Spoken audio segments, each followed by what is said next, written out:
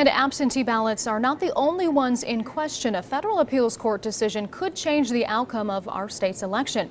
The ruling has to do with what provisional ballots can be counted for here in Ohio. Jordan Burgess looked into how to make sure your provisional ballot gets counted. Catherine Del Rio Scrivens didn't plan to vote with the controversial yellow provisional ballot, but when she showed up here at the Montgomery County Board of Elections, her address wasn't up to date. I didn't think to change it. As long as everything checks out, Catherine's vote will count, just not on election night. Provisional ballots must be verified within 10 days of the election before being added to the totals. But if a race is tight, they could make the difference. Well, I hope I had the deciding vote. Let's just put it like that. We're told about 5% of voters have to cast provisional ballots in Montgomery County. That's about 10 to 14,000 voters.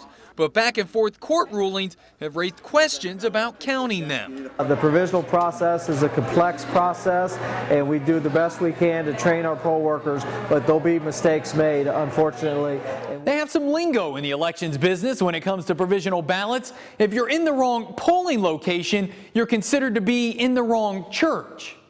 If you're in the wrong precinct within that polling location, it's known as being in the wrong pew. Now, if you're in the wrong church and the wrong pew, well, according to a court ruling, your provisional ballot won't count. But if you're in the right church but wrong pew, your provisional ballot will count. Although Board of Election officials want to make sure you're not just going on faith that your vote will count when you head to polling places like Grace Lutheran Church here. So when a provisional voter gets to the precinct on election day and they're determined that they fall into that category, they're taken out of the line, taken to two highly trained poll workers that understand the process more in depth. Harsman says in the end, 86 to 90% of provisional ballots end up being counted, and most that aren't are cast by people who were never registered to vote in the first place.